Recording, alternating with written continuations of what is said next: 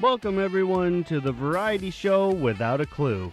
Guests from all over the world come from all walks of life and all careers to come on and tell us about themselves and give us a little bit of their insight. So grab a seat, relax, and listen, because this is the Leo Effects. Hello, everyone, and welcome to another episode. Today, I'm joined by a very prestigious guest, someone who I'm sure everyone my age probably knows, definitely by his voice. And after this, you're going to know him by name too. This guy's incredible, and I'm very honored to have him here today. Mr. Eddie Deezen, how are you today, sir? Very well, Ray. Thank you. And thank you so much for your kind words. I appreciate it. I'm doing very well. How are you doing? I'm doing fantastic. Just got home All and right. I'm so excited for this interview. I've been waiting for this since I talked to you last week, so I'm super excited. Let's jump Okay. right on into it. And can you tell the Sure. listeners what you're most known for, what you're famous for? I would say probably Grease. I'm usually the guy from Grease. You know, Grease was my very first movie. Even though I have a very small role in it, I have I think I have 3 lines in it. I get hit in the face with a pie. I walk down the stairs, and the T-birds rough me up, and you see me bouncing around in the dance scene. But Grease is probably just because of the scope of Grease. You know, Right. usually when a person does their first film, it's usually a turkey. You know, usually small budget. Grease, I lucked out. Grease was like, it's kind of like Wizard of Oz caliber, that kind of movie. So I did luck out. Then I had a lot of bad ones saved up for later, though. Well, I mean, obviously, anybody who remembers that movie would remember you because you do get pretty front and center there during the dance scene, if I recall properly. Yeah, making my geeky moves. Yeah. Yeah, and you were also part of a few smaller ones too that I feel like they were just as good, but they kind of went under the radar. Like 1941, that was a good one. 1941 is kind of a cult film, and it has cachet because of Spielberg, the Spielberg name, and also John Belushi. You know, because sadly John left us with so few films. Such a Right. talented guy. I think he only did like 6 or 7 movies, which is a shame.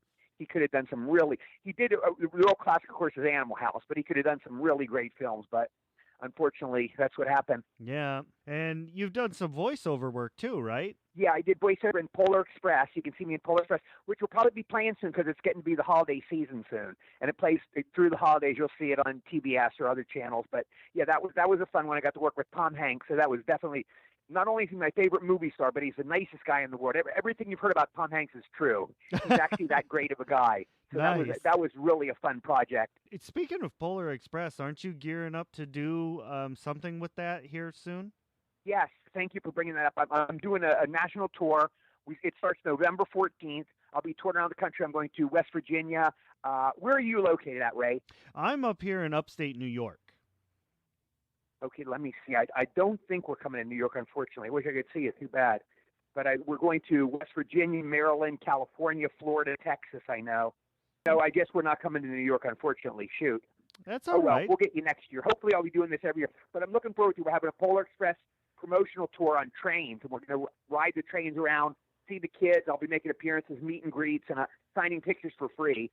So that will Wow. be, yeah, we start in Fillmore, California, actually. November 14th is the first one in Ventura County. Then on to Dallas, Texas State Fair, Dallas, Fort Worth, Pittsburgh, Wow. West Virginia, Western Maryland, blah, blah, blah, blah, blah, blah. Yeah, no New York, unfortunately.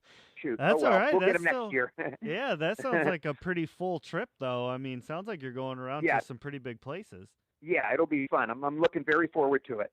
I always love the train as a kid. I like riding the train, and people hardly, it's almost like archaic. Nobody ever talks about the train anymore. You never see trains in movies anymore hardly, but Right. they are Yeah. fun. Trains are. I guess we're such a plain society. Planes, trains, and automobiles. Yeah, exactly. Well, that's great. I'm so glad that you're still getting around and doing that kind of stuff. I mean, you didn't just let that, I was in that movie that one time and then just let it go. You're still really into it and making it happen and bringing that joy to people because Polar Express really is a great movie for the holiday season. Oh, thank you. I'm Jewish, Ray, but it was always one of my dreams to do a Christmas movie because I love Christmas movies. I love watching them every year.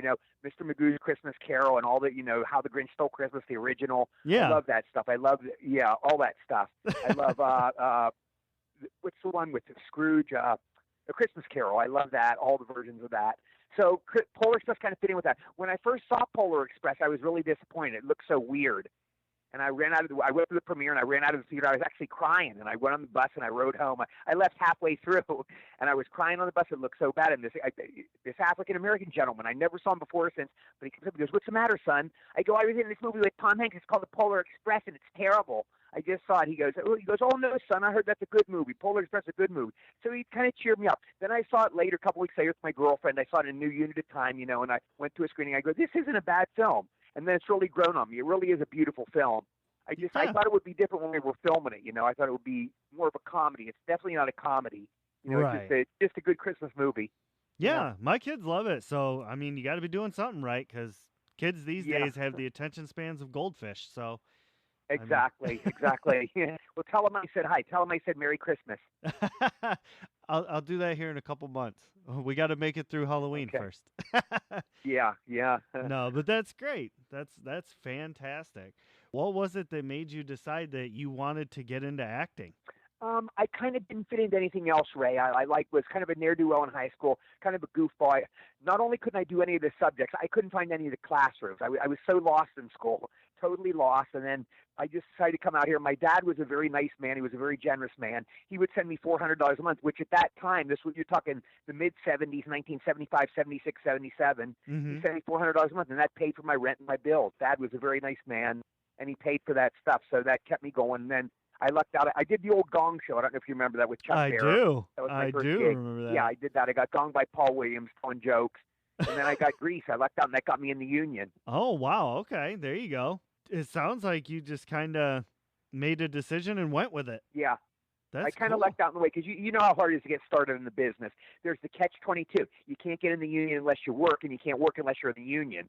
So we have that terrible catch-22. You have to beat it somehow. And luckily, I beat it getting in Grease. That's amazing. Do you have any advice for people that are just starting out in this, that are wanting to do it?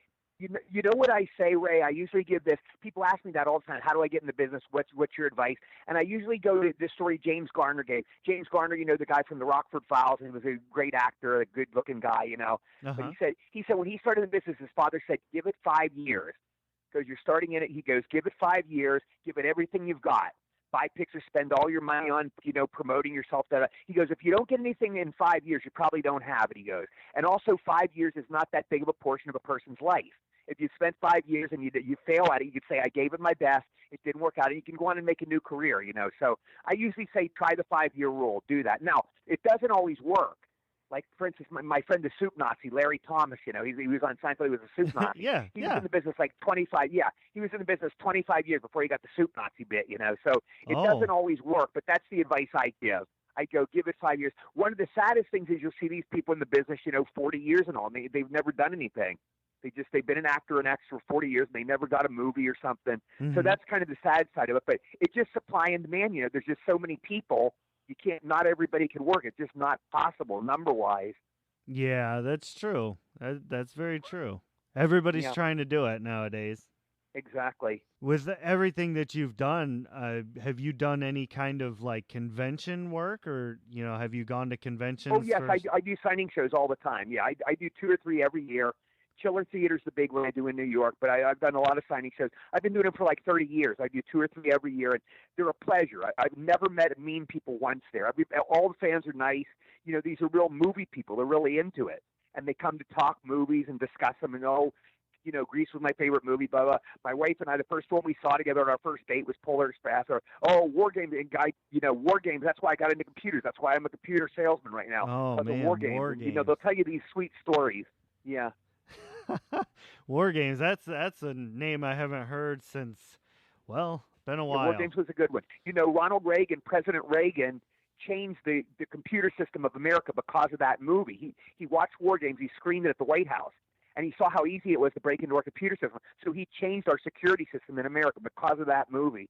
It's a true story. Wow, that's a good story. I didn't know that. Yeah. Dang. Do you have any stories that about crazy fans or anything like that from a convention? Well, I'll tell you a great story. This isn't necessarily crazy, but it's a very insightful story. This is a story I had at a signing show, and I always like to tell it because it taught me a lesson in life I've never forgot. Okay, I'm at a signing show. I'm at Chiller Theater in New York. Anyway, are you a Beatles fan? Do you know about the Beatles? I do, yeah. Okay, well, Pete Best, you know him. He was the original Beatles drummer before Ringo. Right. Yeah, okay. I was signed in by Pete Best. Pete Best loved the movie I did called I Want to Hold Your Hand. It was his favorite movie.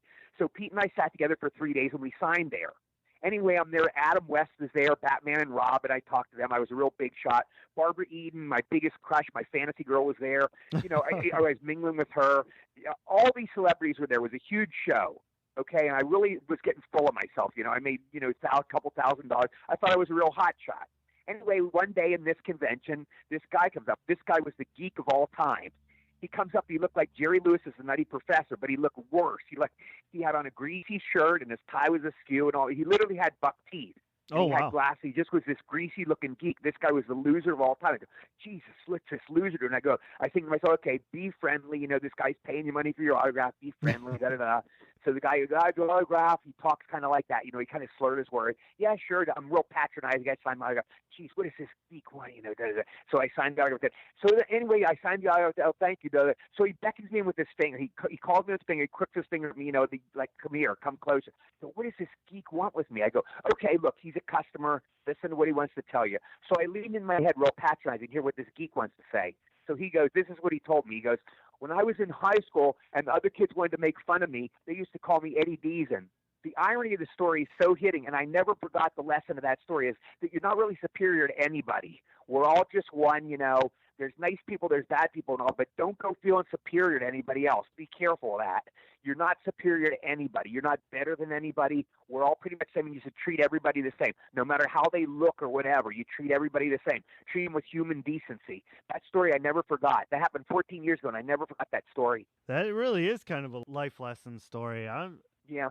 But that had been a bittersweet story. Oh, well, this guy got picked on being called me. I never forgot it. Time... It hit me. It caught me by surprise. It just really caught me by surprise. Yeah. And I looked at the guy in a whole different way. Well, as long as you learn something, right? Yeah. Jeez. Yep, you're never too old. You're right. You've done quite a few different roles in different genres and things like that. What would you say your favorite genre is? Well, I like doing movies. Movies are so much fun, but I have a hard time remembering lines, so that's why I shifted into voiceovers. So I started doing voiceovers in the early 90s because of that. Like when I did my scene in War Games, I kept screwing up. War Games had the scene, how to get in the computer maze room, and I go through Falcon's maze, and it's a new data encryption algorithm. Anyway, I kept screwing up that line. I kept going, it's a new data endocrine algorithm. Cut. It's a new data endocrine algorithm. Cut. It's a new data endocrine algorithm. Cut. I kept screwing it up. Oh, so man. The director, Marty Bress, was my director there. Marty got fired later, and John Badham took over. But luckily, they left my scene in there. But it was the only scene of Marty's they left it. I think he directed for like 12 days. Anyway, Marty goes, we're going to take a walk around the lot. He goes, look, you're costing the studio a lot of money. You keep screwing up. I'm sorry, I can't remember the lines. He goes, we're going to write your lines down on these cue cards. They're called idiot cards. And he kind of pronounced idiot. He goes, these are idiot cards. He said it kind of harsh. Yeah. He wanted me to get it right. So anyway, they write my lines down. I did the next scene. Da da da. Oh, it's the data encryption algorithm. I read it off the card. It was real easy. I go, this is great. So I read the whole thing. I did it in like one take. It was a great deal. So then I realized this is great. And then I realized you get into voiceovers. Voiceovers is you just get a script and you just read it. For any real actor, voiceovers are a piece of cake. Right. So I started doing voiceovers shortly after that. And I did a lot of cartoons. I did Dexter's Laboratory and a lot of different cartoons.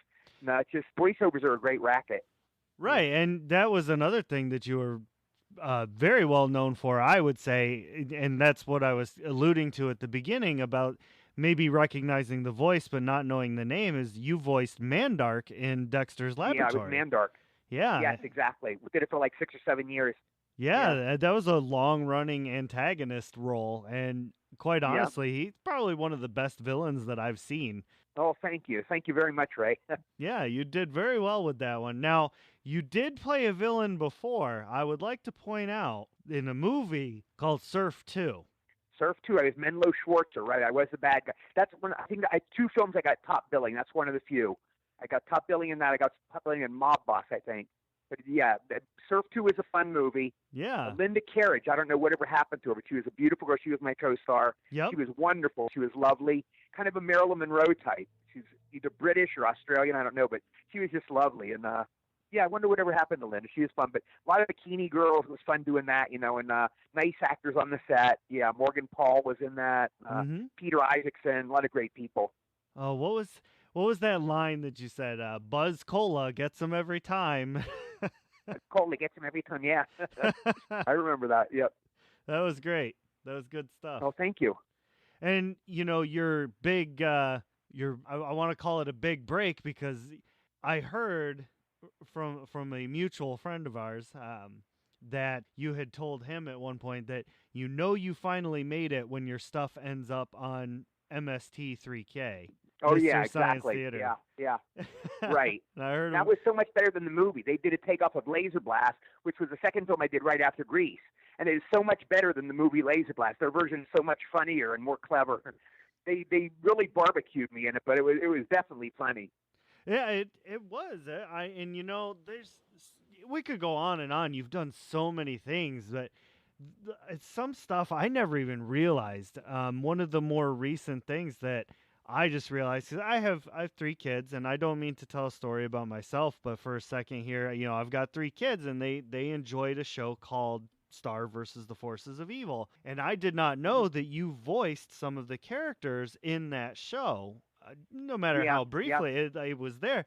And after going back and rewatching it again, I heard it was clear as day, like there was your voice. How would I miss that the first time?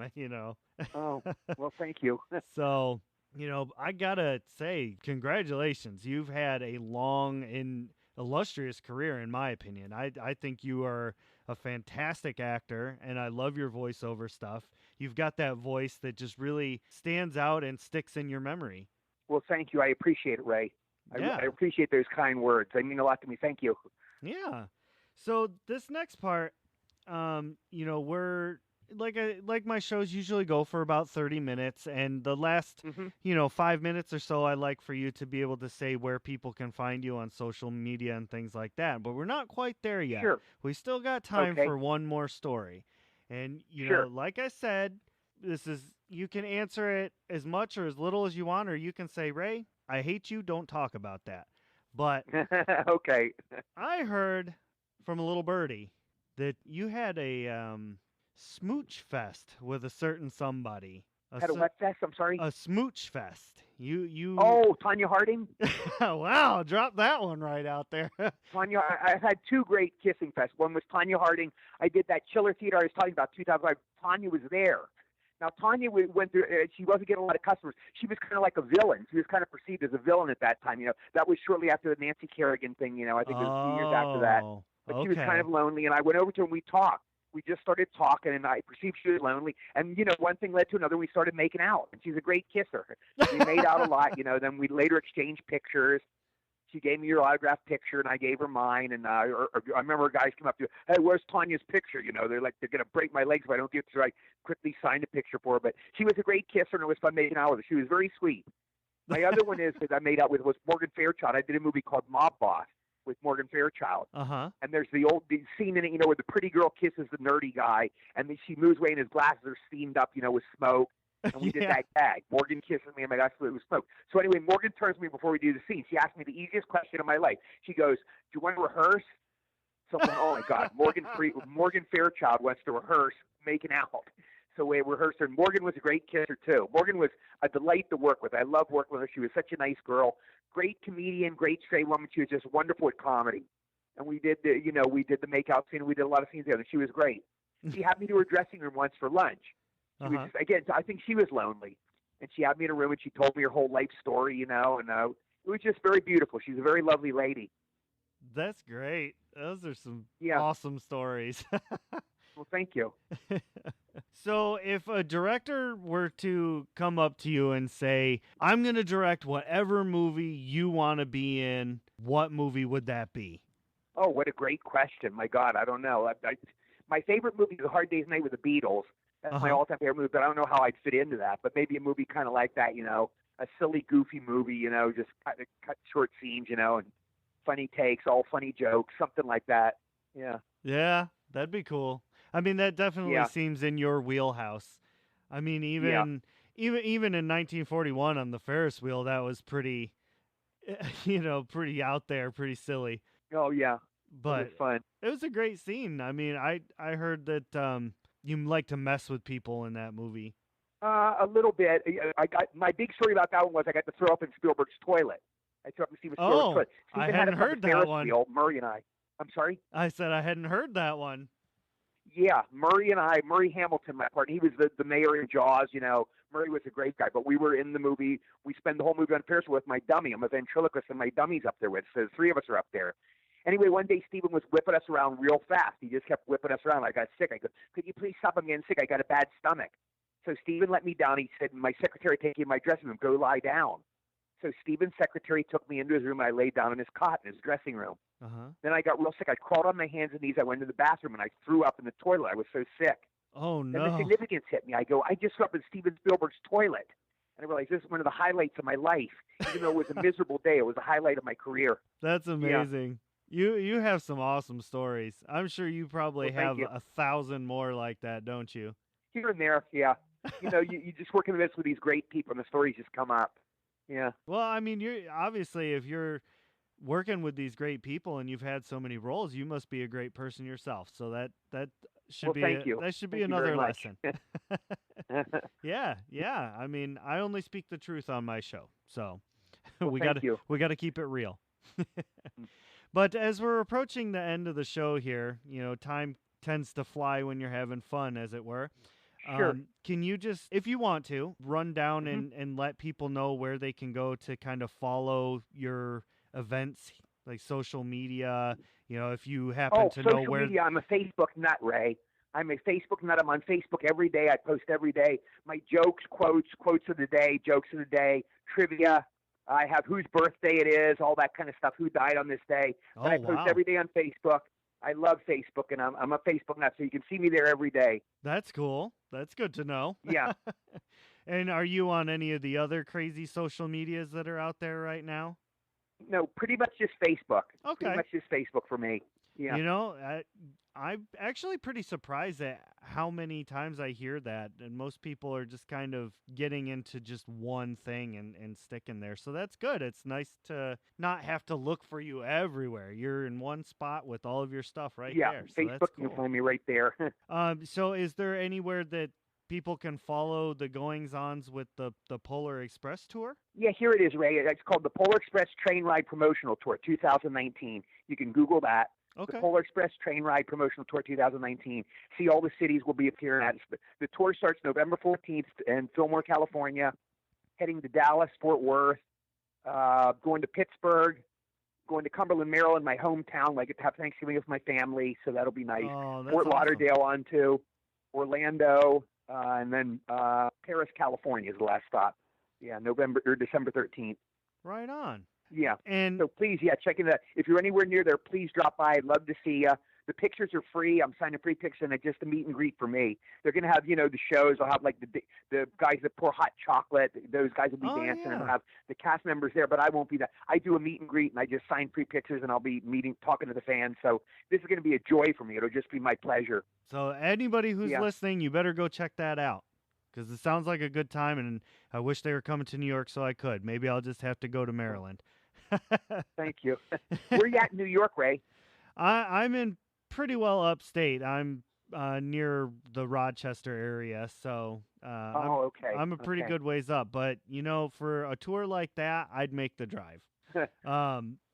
Is there anything besides the Polar Express thing in the works, or is that the only No, thing? just I'm going to be doing a Polar Express screening and appearance in Grand Rapids, Michigan. That is like December 14th, I think, December 14th for 5 days. Screening Okay. it, reading the book to the kids in schools and stuff like that. So I'll be doing that. And then there's some autograph shows early next year. It's kind of early to talk about those, but that's what I got for the rest of the year. That's All pretty right. much what I do now. I love these personal appearances. I love meeting the people because they're always so wonderful. Meeting the fans, they're always so nice. They're such a joy to meet. So it's my pleasure. Yeah, that's great. That's amazing to hear. It's always nice to hear when the grandeur of it all hasn't gone to somebody's head and they're still down to earth and they're all about the fans. That's great to hear. Oh, thank you. Good on you. Good on you. Mm. And come next year, we'll have to get you back on the show so that you could talk about your new upcoming stuff. It'll be my pleasure. Sweet. Well, as we draw to the end here, I'm just going to say thank you very much again for coming on the show, Mr. Deezen. This has been absolutely amazing. You're a great guy. You made me laugh with your stories. You got some great ones. Well, let me say something too, my last thing. This is important to me, and I hope you assimilate this. You are a super nice guy yourself, Ray. It's such a pleasure to talk to you. You're a fine person, and I hope you achieve all your dreams. I hope all your Christmas wishes come true. You're just one of the nicest guys, and it's a pleasure to talk to you. You're a thorough mensch. Thank you so much. I appreciate that. That's very flattering. Sure. And, you know, you have a wonderful holiday season, Ray. Have a happy Thanksgiving and a Merry Christmas. Or a happy Hanukkah. I don't know if you're Jewish, but whatever. I'm not. Oh, okay. But, you know, that would be an absolute pleasure and dream of mine to work with you someday after, hopefully after I get to that point. So that would be phenomenal to work side by side with you. Well, let's hope that. Let's hope we make that happen someday. Oh, that sounds fantastic. And with that, we're going to draw the show to a close. Thank you, ladies and gentlemen, for coming on, tuning in, listening to how we do things around here, and having a laugh with me. I hope you enjoyed our interview with Mr. Deezen, and we'll get him back next year, and we will see you all later. Hey everyone, this is Ray. Thank you for listening. It's because of listeners like you that I'm able to keep this show going. For more of my shenanigans, check out Realm of the Mist Entertainment, where I'm co-host to Breaking the Fourth Wall, War of the Stars, a Star Wars podcast, Lemmy Stormkiller on Four Corners of Hell, and finally, The Chronicler on Chronicles of the Lost Realm. You can also find me at Shattered Dungeons on YouTube, playing an awesome game called Shattered Dawn. For contact information or to be on the show, check out theleoeffects.wixsite.com/podcast today.